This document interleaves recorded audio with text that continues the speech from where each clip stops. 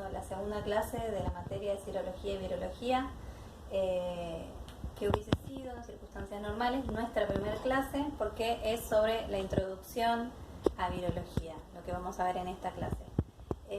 A modo de introducción, de presentación, yo les proponía que hiciéramos esto, que cada uno se fuera presentando para que yo los pueda conocer, saber su motivación de por qué eligieron la carrera, y a la vez yo presentarme a ustedes, mi formación, mi motivación también para estar dando estas clases, y que cuando todos termináramos de presentarnos se iba a armar como un tejido, un entramado que representa que la materia la vamos a hacer juntos.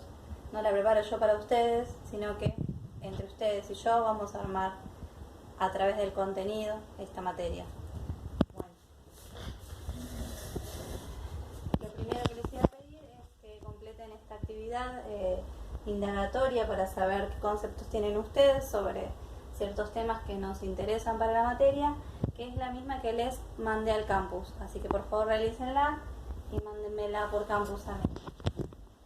Bueno, como hablamos por WhatsApp,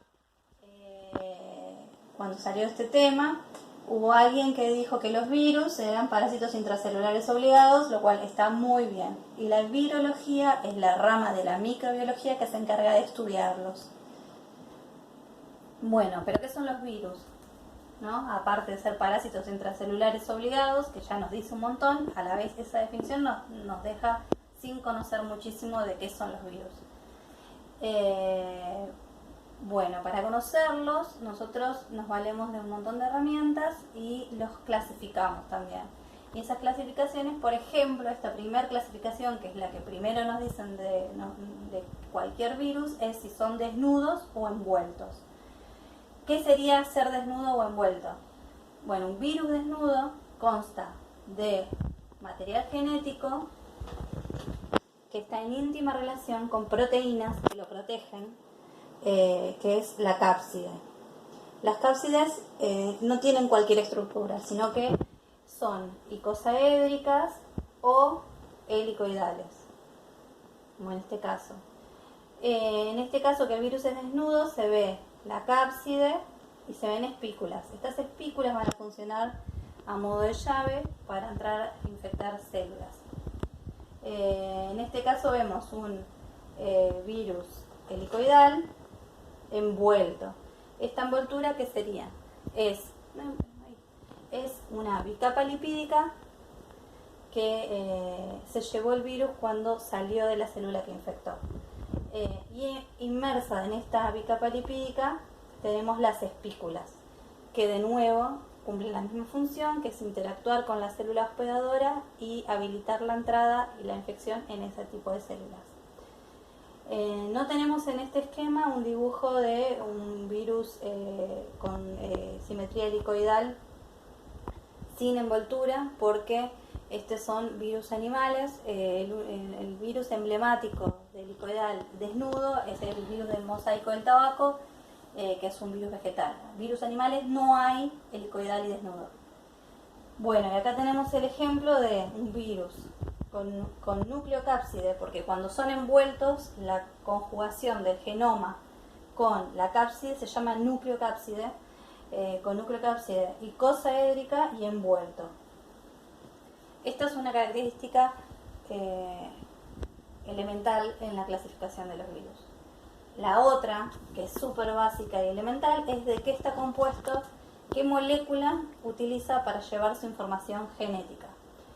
Tiene toda la variedad posible. Nosotros los humanos solo tenemos nuestro material genético almacenado, por decirlo de alguna forma, en ADN doble cadena. En cambio, los virus pueden tener ADN simple cadena o doble cadena, o pueden tener su genoma de ARN, que puede ser doble cadena o cadena simple. Y a su vez, si es cadena simple, puede ser sentido positivo, que es de 5' a 3', que sería semejante o mensajero celular, o antisentido, sentido negativo, de 3' a 5', que sería la hebra complementaria a lo que sería un mensajero.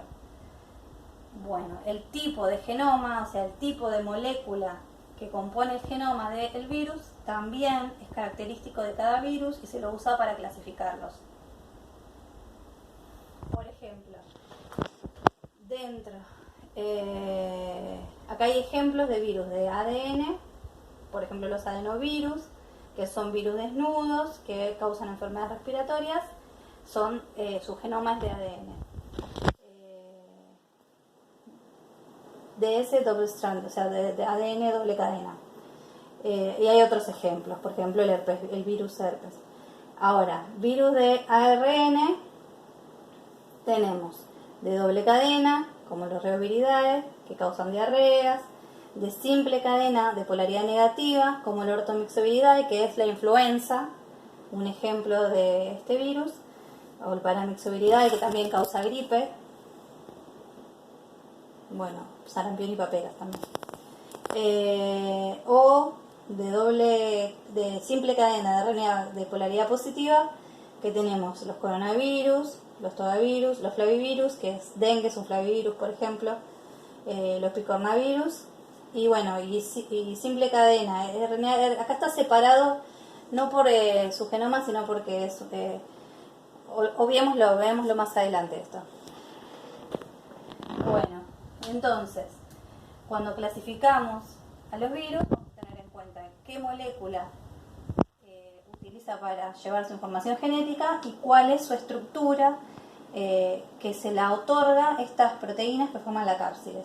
Acá tenemos algunos ejemplos: el virus de la inmunodeficiencia humana, el de la hepatitis B, el ébola, que es filamentoso, el adenovirus, que es desnudo, se ve la estructura geométrica de la cápside. Los otros son más bien redondos porque la envoltura, como vieron la grasa cuando cae, por ejemplo, una gota de aceite en el agua, se abre una micela. Bueno, tienen esa forma porque justamente la envoltura es lipídica.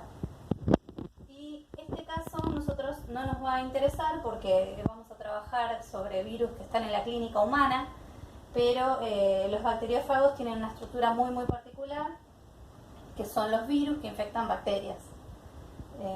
Bueno, eso a modo de ejemplo.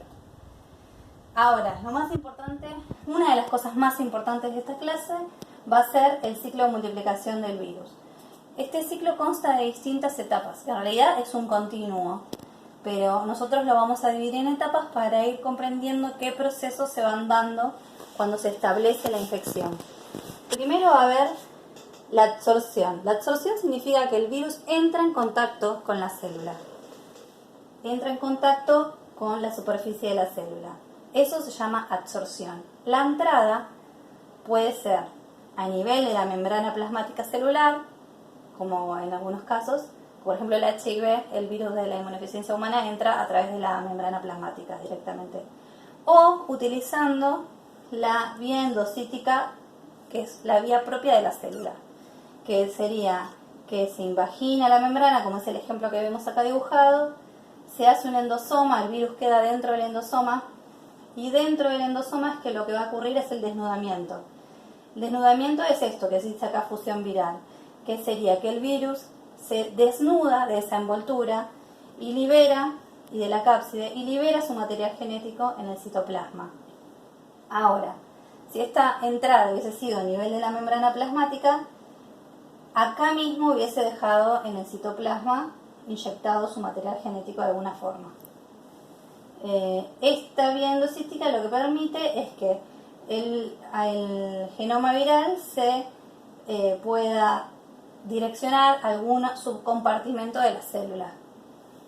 Por ejemplo, para dengue, que es el virus que yo más conozco, es muy importante que el genoma viral se procese cerca del retículo endoplásmico. Entonces se desnuda en los que son endosomas más bien tardíos, que son los que están más cerca de todo lo que es intermedio, tardíos, que están más cerca de lo que es el retículo endoplásmico rugoso, que está cercano, rodeando todo lo que es el núcleo. Bueno, una vez que el virus se desnuda, es que su genoma queda disponible, accesible en alguna parte de la célula que va a ser dependiente del virus que está infectando, va a ocurrir la traducción del genoma. O sea, la traducción, ¿qué es? Que el virus usa la maquinaria de síntesis de proteína de la célula para producir proteína viral. Subvierte, tiene mecanismos que hacen que las células dejen de producir sus propias cosas, sus propias proteínas, para producir en gran cantidad proteína viral. Entonces, una vez que ya están las proteínas virales, estas proteínas participan en un montón de procesos, regulando también interacción con proteínas celulares, y se da también después acá, la replicación del genoma viral. Acá dice ARN viral porque este esquemita que yo saqué es de dengue y bueno, dengue tiene un genoma de ARN, por eso, pero podría ser de ADN, no es que es ARN viral sí o sí. O sea, lo que acá sucede es la replicación del genoma. Una vez que en la célula ya hay muchas copias del genoma y una cantidad abundante de proteína viral, lo que va a suceder es el ensamblado de estas proteínas alrededor de este genoma, dándole esta protección, y la liberación. En este caso hay un paso de maduración que tiene que ver con que las proteínas de la cápside asuman la disposición geométrica que les permite infectar. A eso se le llama maduración.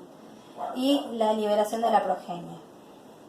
La liberación puede ser de distintas maneras, después lo vamos a ver. Bueno, acá hay un poquito más como de cerca, esto que ya les comenté en el esquema anterior, es que la absorción es la fijación del virión. Virión se define como el virus con capacidad infectiva a la superficie celular, y es el proceso que habilita la entrada. O sea, la absorción no es lo mismo que la entrada. Primero tiene que haber una entrada en contacto de este virus con la célula, en interacción de proteínas virales con celulares, que va a dar un proceso específico que va a habilitar la entrada, que puede ser un virus envuelto, puede entrar, como dije yo, por fusión con la membrana celular y directamente ya entra, o un virus envuelto, un virus no envuelto, pueden entrar por endocitosis. Bueno, ¿y cómo es esta fijación que determina la absorción viral? Bueno, el receptor celular es un factor determinante del rango de hospedero y del tropismo viral por sistemas y tejidos dentro del individuo. Esto quiere decir que las proteínas que el virus expone, estas espículas que vimos en el primer esquema, que suelen ser glicoproteínas, o sea, proteínas con azúcares, interactúan con algún receptor celular. La célula tiene receptores que normalmente utiliza para otra cosa, que reconocen al virus, no como virus, sino que lo reconocen como por interacción de proteínas, y eso va a dar determinados procesos que van a habilitar al virus a entrar en esa célula y no en otra. Por eso es que se dice que esta interacción receptor-virus es específica. Es una interacción, un reconocimiento de proteínas con la especificidad que eso conlleva. Por eso la teoría llave-cerradura, o sea, no cualquier espícula puede entrar en cualquier tipo celular, hay una especificidad ahí que es esencial en determinar los virus a qué tipo de células pueden infectar, eso mirándolo a nivel individuo, pero también determinan a qué ser vivo pueden infectar. El bacteriófago no puede infectar humanos ni perros, infecta bacterias, porque hay una especificidad de reconocimiento. Bueno, y ese entrar en contacto es lo que habilita después la entrada a la célula y que pueda usar la maquinaria celular. Bueno, entonces ahora que vimos que para poder entrar a una célula el virus sí o sí tiene que interactuar con receptores celulares, podemos definir lo que es el tropismo. El tropismo no solo habla de esta especificidad virus-célula o virus, sino que también habla de que tiene que esa célula ser productiva de ese virus. O sea, ese virus tiene que poder entrar en la célula y dentro de esa célula poder generar progenie viral. Porque existe la posibilidad de que los virus puedan infectar células de manera abortiva, se dice. Que sería que no pueden generar una progenie viral, entonces es una infección que no lleva a la replicación del virus. Eso habla de la permisividad. Permisividad, sí. Y el tropismo tiene en cuenta los dos factores: poder entrar y poder replicar en esa célula. Eso es el tropismo. Bueno, y que las infecciones son siempre específicas, ya se los comenté. Bueno, la infección viral desencadena un proceso patogénico. Ahora nos podemos preguntar, ¿qué es la patogenia de un virus? La patogenia es un concepto súper amplio que involucra un montón de factores. No es solamente patogenia igual enfermedad que desencadena la infección viral. Eso es una reducción del término. Este término va a incluir la fuente de origen de la infección, la entrada, cómo es el mecanismo de entrada, una vez que entró la célula, cómo es la replicación, una vez que infectó determinadas células, si puede diseminarse a otros órganos, si puede hacer viremia, o sea, si existe o no diseminación dentro del cuerpo, la respuesta inmune del organismo frente a la infección y la evolución también de la infección, o sea, si se hace crónica, si es aguda, o sea, hay distintas formas de establecer la infección y si es un momento acotado en el tiempo o si perdura. O sea, la patología incluye todas estas diferentes cosas y no solamente si produce una enfermedad. Ahora, ¿cómo podemos definir factores que alteran, que afectan o que definen la patogenia virósica? Vamos a definirlo en 3 grupos. Va a haber factores que son propios del virus. Por ejemplo, la virulencia y el tropismo. Esos son factores que el propio virus determina. También están los factores del ambiente local, como puede ser, en el caso de dengue, que es el ejemplo que dan ahí, necesita sí o sí la presencia de un vector, que es el mosquito Aedes aegypti. La presencia del vector, o sea, hay un ambiente que va a habilitar la presencia o no de este virus. Si no hay mosquito, no hay virus, entonces ahí no hay infección. Eso también es parte de la patogenia. Y los factores del hospedador, que acá en este caso vamos a tener, por ejemplo, la memoria de la inmunidad que esa persona, de esa historia que pueda tener esa persona, el estado de salud de esa persona al momento de la infección, y un montón o también cuestiones propias de que influyen en el riesgo de infectarse. Bueno, tenemos estos 3 factores que vamos a definir, que van a definir lo que es la patogenia según las cosas que aporta el virus, las cosas que aporta el ambiente y las características del individuo que es susceptible a la infección. Ahora, pensemos la patogenia a nivel individuo. Como por la carrera que ustedes están haciendo, lo importante son las virosis humanas. Vamos a hablar solo de eso en la materia. Y el principal hospedero de las virosis humanas es el propio ser humano. Hay hospederos animales y domésticos o silvestres, como el hantavirus, que lo transmiten, ya lo vimos en la clase anterior, los ratones, los roedores. Hay virosis que vienen de animales, pero en general la mayoría de los contagios se dan entre nosotros, entre personas. Y las puertas de entrada se pueden definir como naturales o parenteral. Naturales son la piel, las mucosas y la transplacentaria en el embarazo. Y la parental es una vía artificial de transmisión que es por jeringas, transfusiones o trasplantes de órganos. Bueno, ya les adelanté en la transparencia anterior, no, sino la previa, que la infección se puede establecer de maneras diferentes. Una infección aguda es limitada en el tiempo y generalmente el individuo se recupera y deja de estar infectado por este virus, digamos. Por ejemplo, yo puse como ejemplo la infección actual